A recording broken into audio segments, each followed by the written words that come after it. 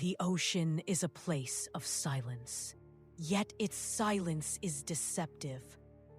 Beneath the waves lies a world untouched by sunlight, a realm so alien that even the bravest hesitate to descend into it.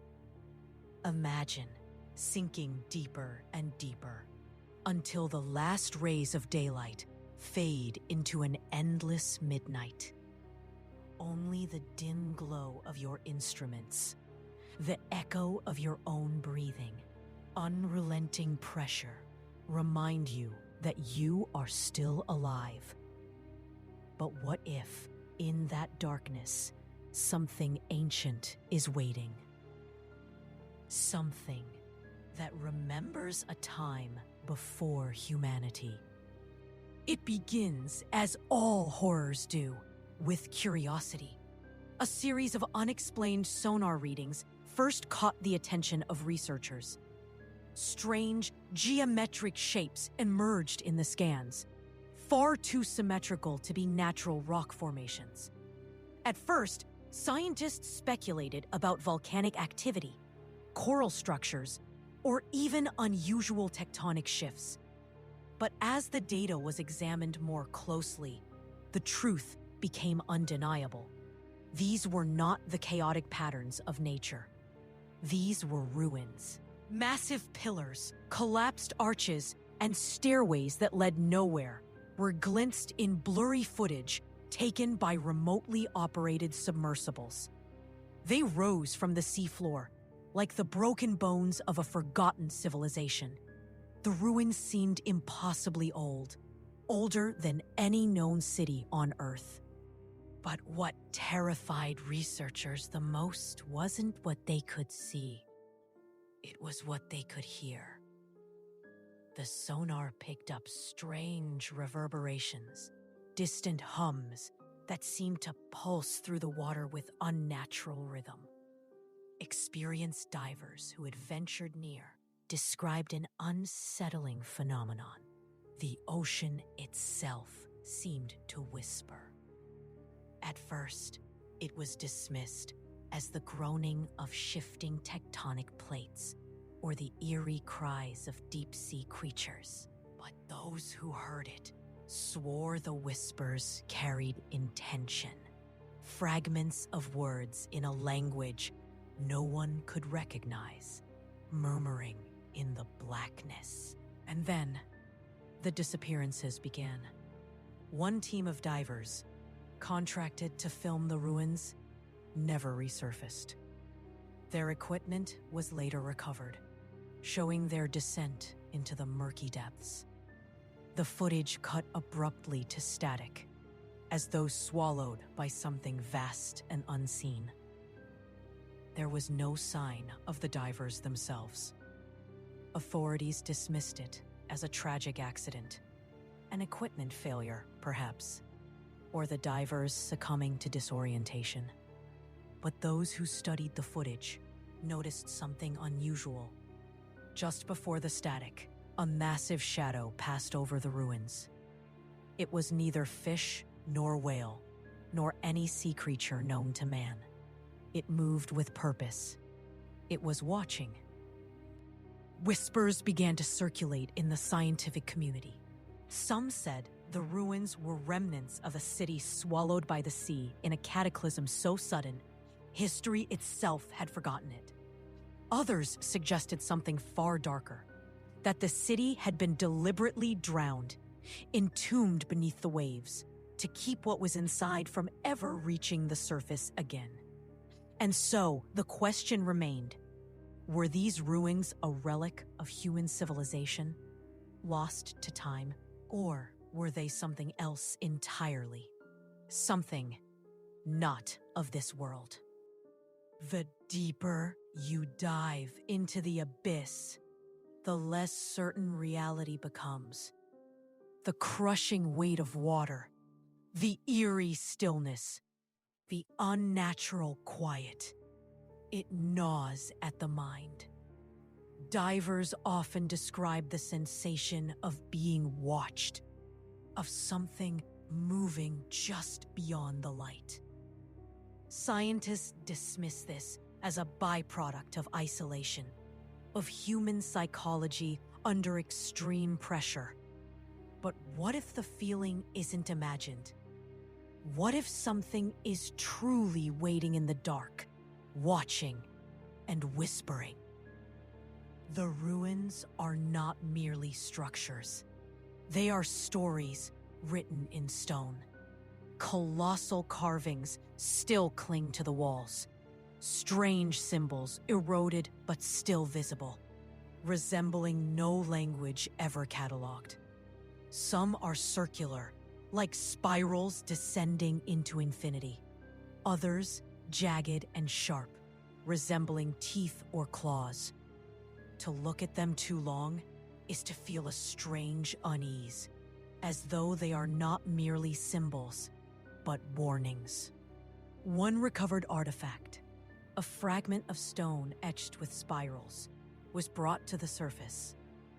Those who studied it described a disorienting sensation, as though the patterns were shifting subtly when unobserved. Several researchers complained of hearing faint whispers when alone in the laboratory, though no recordings captured the sounds. After a string of inexplicable accidents, falls, equipment failures, even one case of sudden, violent delirium, the fragment was sealed away and quietly removed from the public record. The ocean does not easily give up its secrets, and sometimes it fights to keep them buried. What waits in the abyss is not meant for us. Yet human curiosity pushes ever forward, diving deeper, searching further. The ruins whisper, and the whispers grow louder. But the most chilling question remains unanswered. Are we discovering them, or are they letting themselves be discovered? History often tells us of civilizations fading slowly, empires crumbling over centuries, cities abandoned as nature reclaims them. But some ruins beneath the sea defy that pattern. Their sudden submergence suggests something violent, catastrophic, and immediate. Legends across cultures whisper of lands swallowed by the ocean in a single night. Myths of Atlantis, the lost city of Dwarka, and the enigmatic structures off Yonaguni's coast. Each tale echoes the same terror, an ancient city dragged into the abyss, not by time, but by something far more merciless. Divers who have explored the underwater formations off Japan's Yonaguni Island describe massive staircases, terraces, and sharp-angled corridors. Official explanations speak of natural rock formations, yet anyone who has gazed upon the sheer precision of these shapes feels the weight of another truth. Stone steps, as if carved by hands long forgotten, descend into darkness where no human should ever have walked. In the waters off India's coast, remnants of Dwarka lie scattered on the seabed. Local fishermen long spoke of structures beneath the waves, dismissed as superstition, until sonar revealed walls, pillars, and roads stretching across the ocean floor. Myths describe a god king ruling a city of impossible splendor, destroyed in a cataclysm that lit the skies with fire and shattered the earth. Were these myths, or fractured memories of a civilization punished for something unspeakable? Archaeologists who studied fragments from these sites noted peculiar carvings and reliefs. Unlike ordinary decorative art, these images carried a strange uniformity, as if bound by ritual or worship. Spirals, jagged maws, and concentric rings etched deeply into stone. Patterns that recur not in one site, but across continents, separated by thousands of miles, and cultures that never should have met. What did these people worship What force could demand the same symbols from civilizations oceans apart? Some researchers suggest it was reverence for the sea itself, a primal fear dressed as devotion. But others whispered darker theories. Perhaps it was not worship at all, but containment. The symbols may have been seals, warnings etched into stone to hold back something vast and ancient. No volcanic eruption explains the precision of these collapses. No tsunami could sink entire cities without a trace of survivors. What then silenced these civilizations? One chilling possibility emerges again and again in whispered research papers and late-night discussions between divers. These cities weren't destroyed by nature. They were sacrificed, drowned deliberately. Entire populations may have offered their homes, their lives, to bury something beneath the waves. If so, what horror was so great it demanded a civilization drown itself to erase its existence? The deeper we look, the more disturbing the parallels become. Myths of sunken lands are not isolated. From Greece to South America, from Asia to the Pacific Islands, stories repeat. Lands swallowed whole, gods furious at human arrogance, cities banished to watery graves. And always there are whispers of something waiting below. Some describe it as a punishment, others as a prison. But what if the myths are not allegories? What if they are fragmented warnings, passed down through cultures that had glimpsed the same darkness and failed to escape it? One testimony, rarely spoken aloud, comes from a diver who surfaced trembling, refusing ever to return to Yonaguni. He described entering a long, corridor-like structure. The walls were etched with patterns so precise they seemed to vibrate in the dim light. As he advanced, the water grew strangely warm, despite being at impossible depths. Then he heard it. Voices. Not from his radio, not from his team, but from the stone itself. They whispered in unison, chanting in a tongue his mind could not grasp, but his soul understood. It was not welcome. He swore the stone pulsed with life, and shadows moved in the narrow passages, even though no light reached them. His final words before leaving the profession forever were simple. It was not a ruin. It was a temple, and something inside was still alive. Officially, accounts like his are buried, dismissed as nitrogen narcosis, hallucinations caused by pressure and fear. But unofficially, they circulate among those who know the sea too well. They whisper of divers who vanish without bubbles, of equipment that fails only near the ruins, of shapes too large and too vast to belong to whales. Civilizations may be gone, their people lost, their voices silenced, but the ruins remain. And in their stillness, they echo. They echo with the weight of what once was, and with the terror of what should never return. If these cities were drowned to bury something, then humanity has been prying open a grave that was never meant to be disturbed. And the more we uncover, the louder the echoes grow. What if these ruins are not memorials to the dead, but warnings to the living?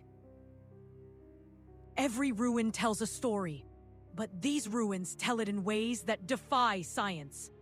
Divers report compasses spinning wildly the moment they approach the structures. Sophisticated instruments flicker, glitch, or shut down completely.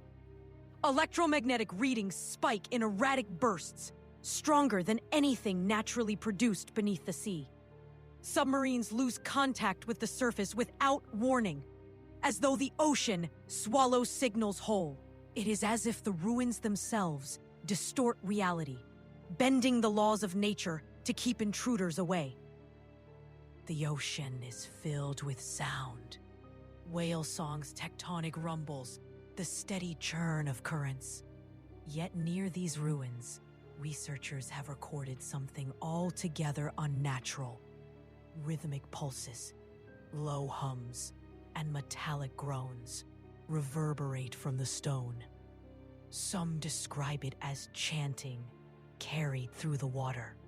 Others insist it sounds mechanical, like an ancient machine still struggling to operate after centuries beneath the waves. The most chilling recordings contain fragments that almost resemble language, cadences too structured to be random, too deliberate to be coincidence. When these sounds are played back on land, listeners often report dizziness, nausea, or sudden, inexplicable dread.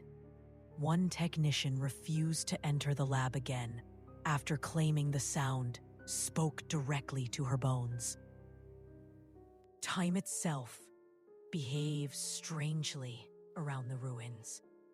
Several divers surfaced believing they had been submerged for less than 30 minutes, only to discover that hours had passed.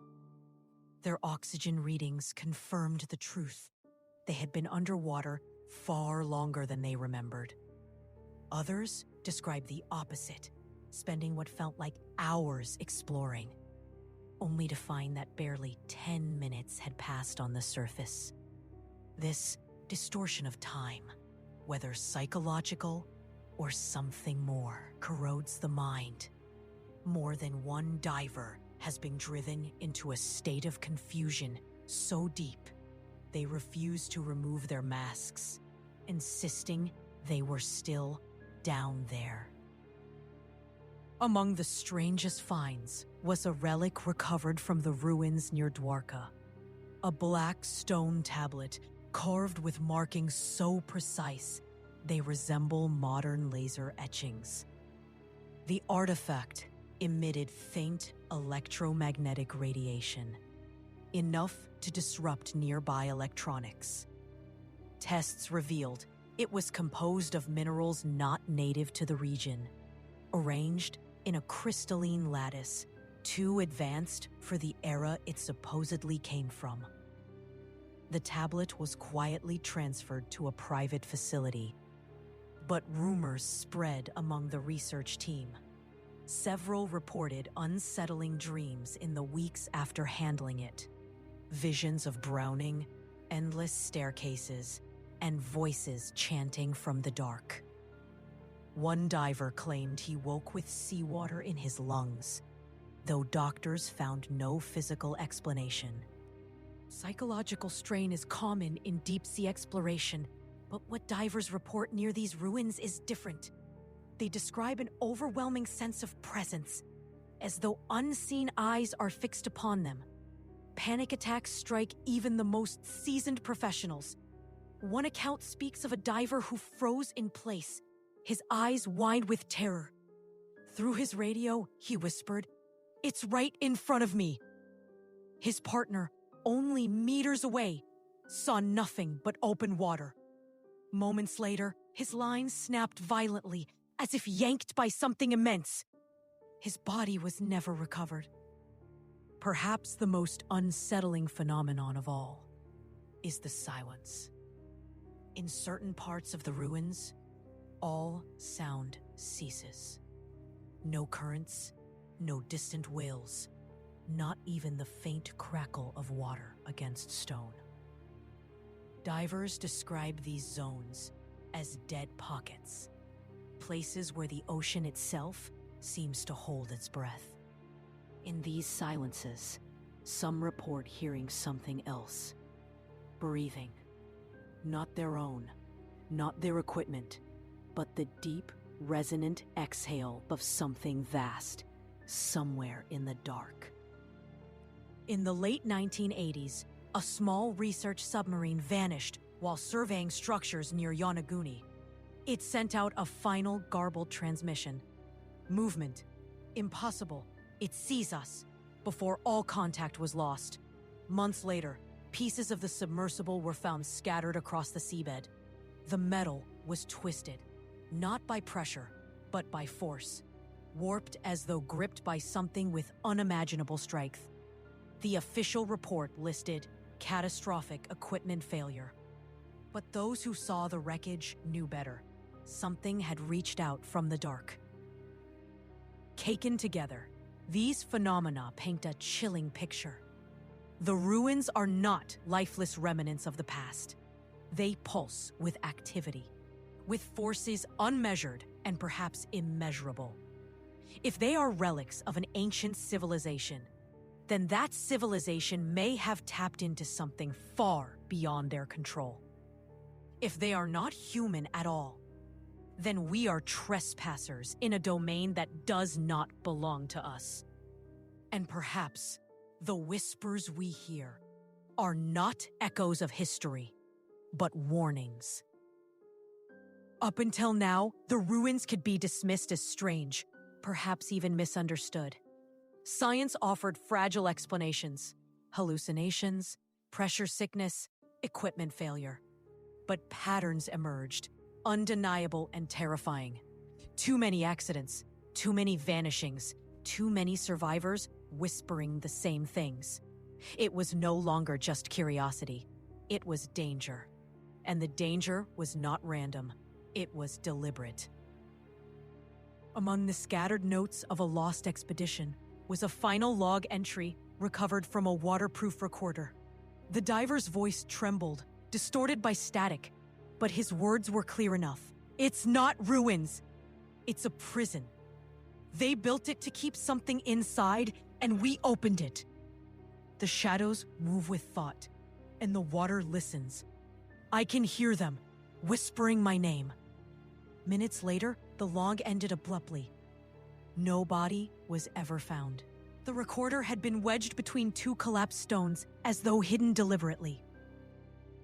Those who disturb the ruins often suffer consequences, even after returning to the surface.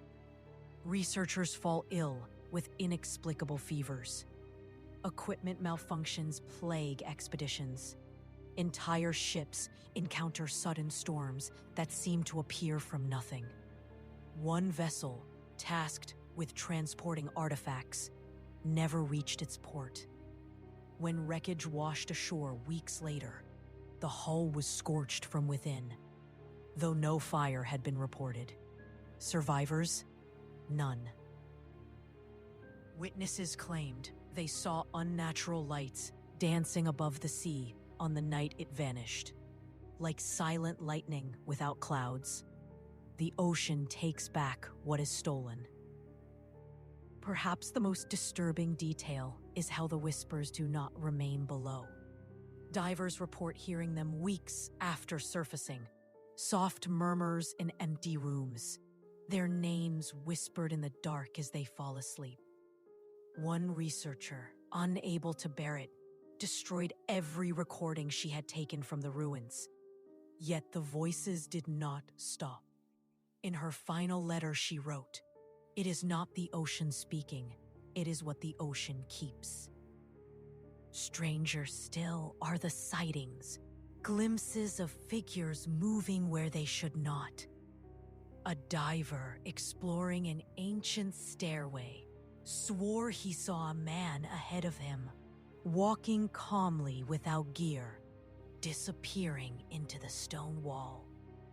Another claimed a shadow followed him at the edge of his light, but when he surfaced, the shadow seemed to rise with him, lingering just beneath the waves.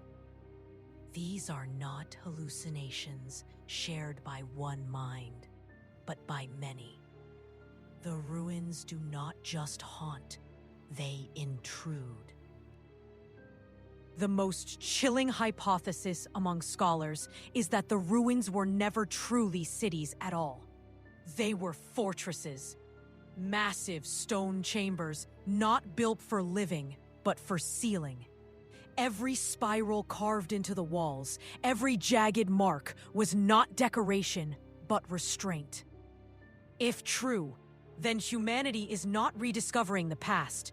We are unlocking a vault. A vault designed to hold something not meant to walk this earth again. And what happens when the locks fail? Modern incidents gain a darker light when viewed through this lens. Entire crews lost to the sea without explanation. Submersibles torn apart. Divers who vanish without bubbles, as if plucked away. These are not accidents. They are offerings.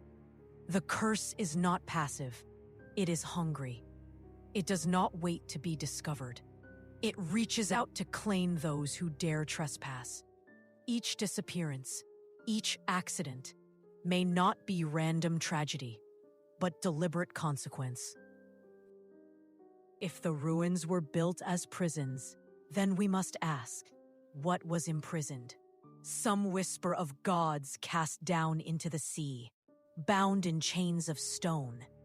Others speak of entities older than myth itself, things that walked before humanity, banished beneath the waves. The whispers we hear may not be echoes. They may be voices. Voices of what was sealed away, calling out to the curious, luring them closer. Every ruin explored, every artifact recovered. Every dive taken into forbidden waters weakens the walls of the prison.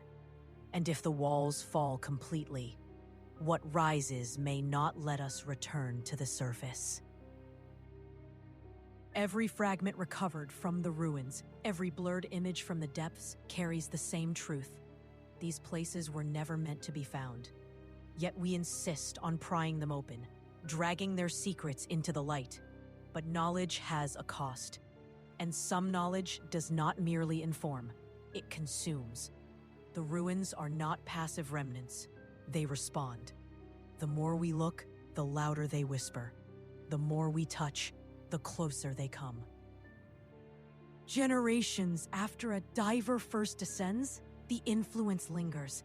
Families report nightmares that echo what their loved ones described. Children of researchers grow up haunted by recurring dreams of drowning staircases and endless corridors. It is as though the ruins are not bound to the ocean floor, but to the blood of those who disturb them. The curse does not end with one life. It spreads like ripples across generations. Across decades, countless expeditions have been launched, most quietly funded by shadowed organizations who never publish their results. Some return with fragments. Some never return at all.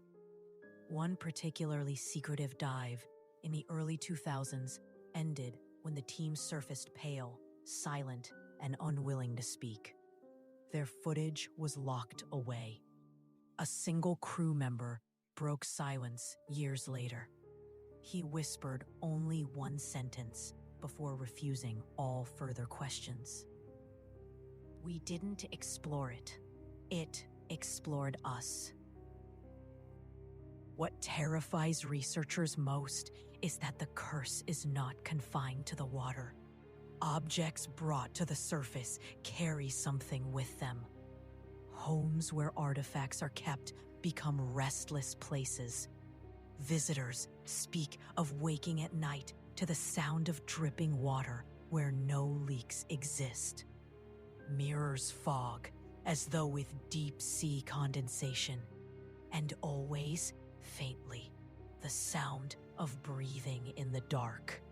Entire museums have quietly sealed away artifacts, not for preservation, but for containment. If these ruins are prisons, then humanity's history of disappearances takes on a new meaning. Vanishing ships, lost crews, sudden storms. The ocean may not simply be dangerous. It may be collecting.